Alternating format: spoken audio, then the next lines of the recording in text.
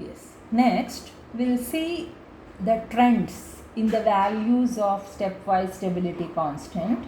If we see the values, students, I will go back. If we see the values of K1, K2, K3, K4, what we can observe here, always K1 value will be high when compared to K2. It will still high when compared to K3, which is still high when compared to K4. What is the trend? That there will be a decrease in order. So why? What is the reason behind that? We need to discuss. That is what always the stability constant of the first reaction K1 is greater than K2, which is in turn greater than K3, K4, like that it will go. So that there is a regular decrease in the values of the stability constant. So what may be the reason behind this? We can discuss that by considering the example. You can consider here the aqua formation of aqua molecule of the reaction of hexa aqua copper with the amino ligand. So if you observe the K value of these, there is a steady decrease in the K value. Okay, so you can see the K value given here 4.3, 3.6, 3, 2.3. There is a steady decrease. The reason behind this, as the reaction proceeds, as the stepwise reaction proceeds, there will be a decrease in site availability for the incoming ligand. For example, if you see here, it is the initial complex, it is a starting material where copper, here M refers to copper in the example what we have taken.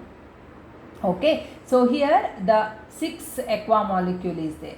So what happens in the step 1, if you observe, in the step 1 what happens, where is K1, yes, in the step 1, one amino molecule will react and one water will replace, right? In the step 2 what happens, one more second amino molecule will come and react with the product of the first reaction and one more water molecule will release. So initially there will be a 6 water molecule, then when it come to the second there will be a 5 water molecule, then 4. Finally what happens, these 3 molecule, among 3, 1 the fourth amino molecule displace 1 water molecule and finally 2 water molecule will remain and it will attack by the 4 amino molecule.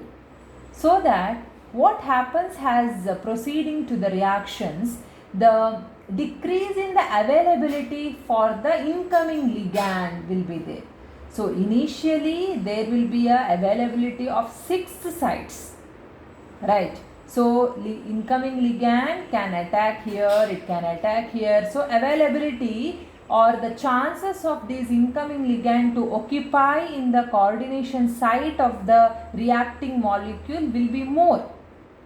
But as reaction proceeds, what happens? There is a competition, right? So here see, already the ligand occupied. So what happens as in the proceeding to the reaction, there will be a decreasing in the availability of the site to occupy the ligand, because that site will be occupied by the previous ligand. That is why the K value will decrease. So by this schematic representation, this is a 6 site for attack. This is only one site. If you observe here, for this ligand there is a 6 site. Any water molecule can be replaced. This is for the first ligand. Okay. So what happens as proceeding to the reaction, you can see what happens to the 6th ligand. Imagine 6th ligand is incoming to react with the coordination same reacting molecule. Already 5 ligand occupied. So for this ligand only this site is available. Rest of the sites are occupied by the previous ligands, right? That is why there is a decreasing in the availability of the site. Okay, so that because of this reason, decreasing the availability in the coordinated water molecule, to get replaced in the first to last step in the octahedral complex. By this schematic representation, it clearly we can understand that there is a decrease in the site availability will be there as proceeding to the reactions, thus the K value will always decreases. But there is certain limitations also for this statement. You can see certain example where K1 is greater, K2 is greater, K3 is less, again K4 is greater. For this reaction, if you see, for the formation of bromide complex of the cadmium, here Cd should be there, cadmium. If you see, the first one bromine will react, bromide ion will react with the water molecule and it will replace one water molecule, finally second, third and fourth. So fourth ligand should replace how many water molecules? See here, 3 water molecules to be replaced by fourth ligand. Okay, so what happens? There will be an increase in the K value. Okay, this is some additional information. One more example is also given. You please go through in detail about this.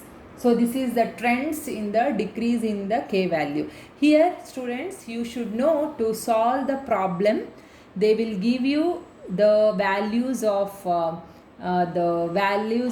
K, like how one problem we solved here.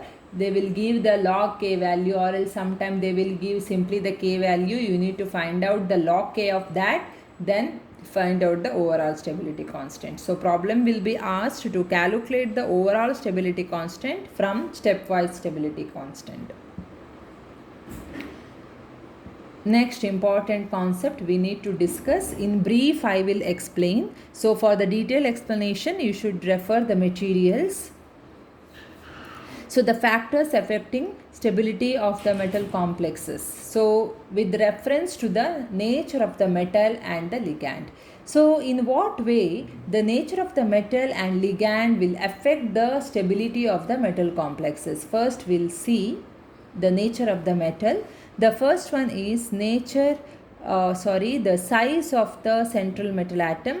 Has increased in the size of the central metal atom, the stability of the complex will decrease. Very important. Has increased in the size. You can observe here the given example. Make sure that the whatever the angstrom size is given, it is wrong. It should be 3.4 around. It is not 0.95. May correct it. So has increased in the size, what happens? Stability will decrease.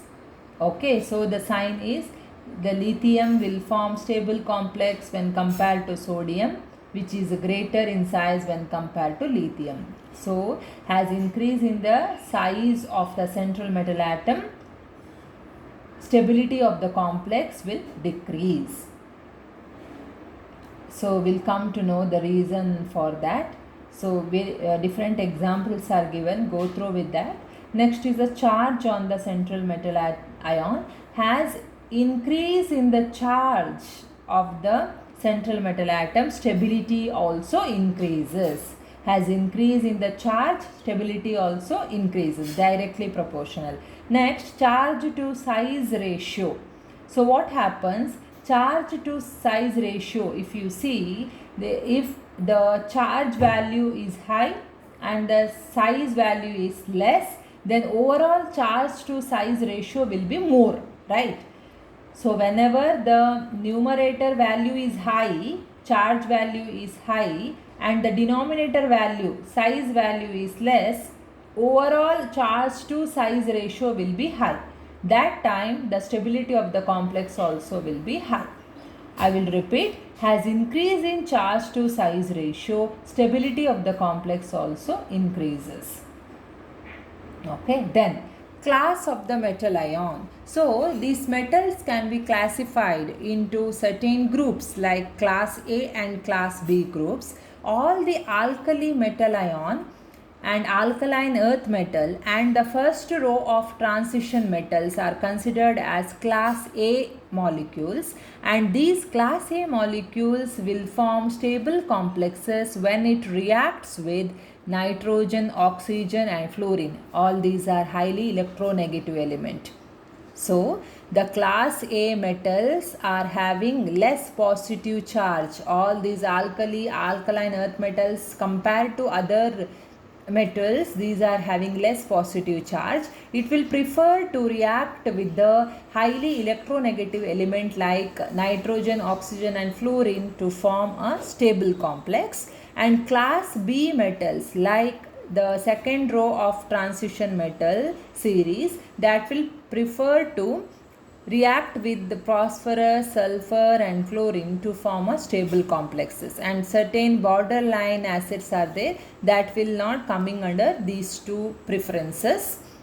So this can be explained on the basis, this criteria, that is reaction of alkali and alkaline earth metals and first row of transition metals with these highly electronegative element, can be explained on the basis of HSAB principle, where we know that the hard acid will prefer to combine with the hard base. That is why all these alkaline earth metals and first row of transition metals will prefer to combine with the highly electronegative element. So in detail the explanation is given, go through with that. Here is the classification of class A, class B and borderline elements based on its hard acid, soft acid characteristics also given in the table. Go through with that. Okay, this is about the nature of the metal. So I will summarize once fast.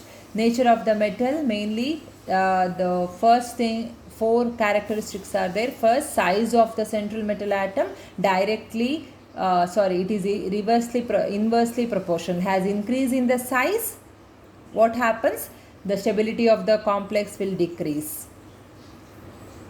And the second is a charge on the central metal atom.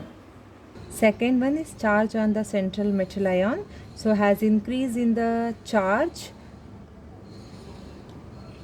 stability of the complex also increases. And the next is a charge to size ratio. Has increase in the charge to size ratio, stability of the complex also increases. Okay, and about the HSAB principle, this is very important. So they will give certain metal complexes. You people able to identify which is the stable complexes. So based on metal ligand characteristics only, you people can judge whether it is stable or less stable. And in detail it is given. Go through with that. Next is the nature of the ligand. So the first one is charge and size.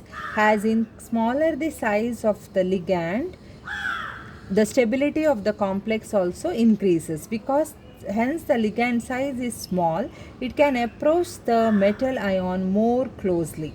Okay, and the next is a basicity of the ligand. Has increase in the basicity, stability of the complex also increases. So basic character will help to donate its electron pair to the central metal atom. So has increase in the basic character of the ligand, the stability of the complex also increases. Then back bonding capacity of the ligand, we already discussed in the first sem about the back bonding. So certain metal complexes like where COCN will be the carbonyl ligands and cyano ligand will be there, that time it will prefer to form a back bonding. So if back bonding system is there, that time it increases the stability of the complexes.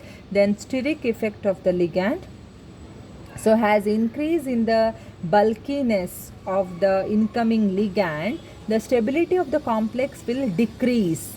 The main reason for this is due to the steric hindrance. If we see the example, both of these are the nickel complexes, where the first one it shows less steric effect and the second one shows more steric effect, right? Because of the substituted methyl group in the second example, you can see here there is a steric hindrance effect. So that among these two, the first one, that is nickel with the 8-hydroxyquinoline, is a stable complex when compared to nickel with the 2-methyl 8-hydroxyquinoline complex. Next is a dipole moment of the ligand. So neutral ligands are shown to produce more stable complexes as their permanent dipole moment increases. As increase in the dipole moment, it will form stable complexes. If you see the ligand like ammonia, ethylamine and diethylamine and triethylamine, ammonia will form gray stable complexes when compared to these because of its high dipole moment. Then spatial configuration of the ligand has increased in the spatial configuration. Stability of the complex also increases. This is mainly due to the stabilized aromatic character of such spatial configuration ligands. Example of the porphyrin complexes, where due to this spatial arrangement of the ligands, all these groups will undergo self-stabilization of its aromatic character. Next is the chelating effect of ligand. So what is this chelating effect or chelate ligand?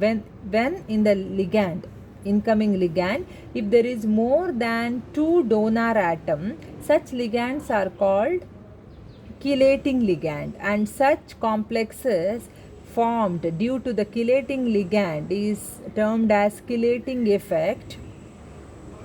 So has increase in the chelating ligand in the complex, stability also increases. If you see the beta value of the normal nickel ligand, ammoniated nickel ligand, and the ethylene diamine ligand, you can see compare the beta value. That is, for the non-chelating nickel complex, beta value is 8.6, and chelated nickel complex, the beta value is 18.6, which explains that the chelating ligands are highly stable.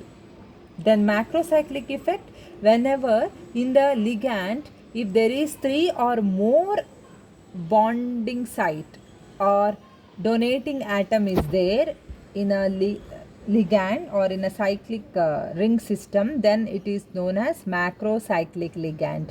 Complex formed due to this macrocyclic ligand is macrocyclic effect. Whenever in the ligand, if there is more than 3 donor sites, it increases the stability of the ligand. Then concentration of the ligand. So certain complexes will retain its stability only at the high concentration of the ligand. This is a very good example for that.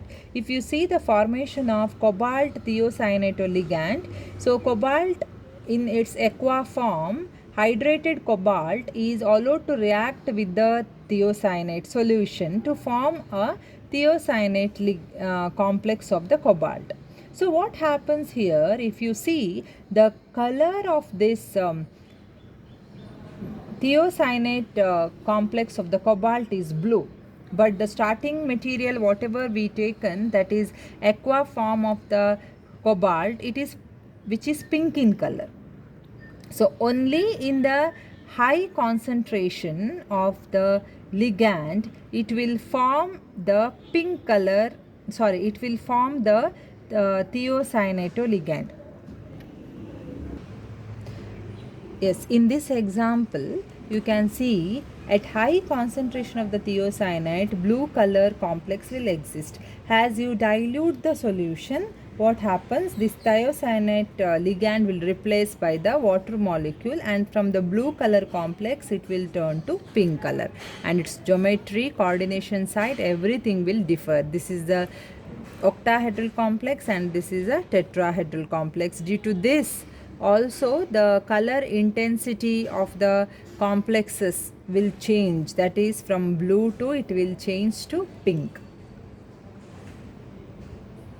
And the last one is a chelate effect and its thermodynamic origin. So in detail it is explained in what way the chelate effect will increase the thermodynamic aspect or thermodynamic stability of the complexes.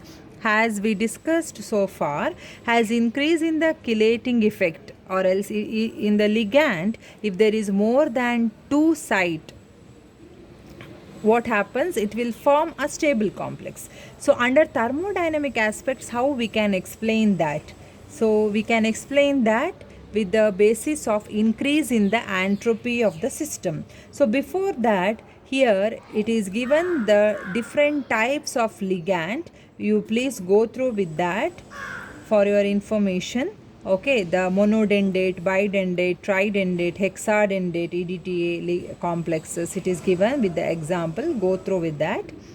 So we'll see in what way the stability of these ligand will affect. See, it can be explained by, as I told to you, it can be explained based upon the delta S value.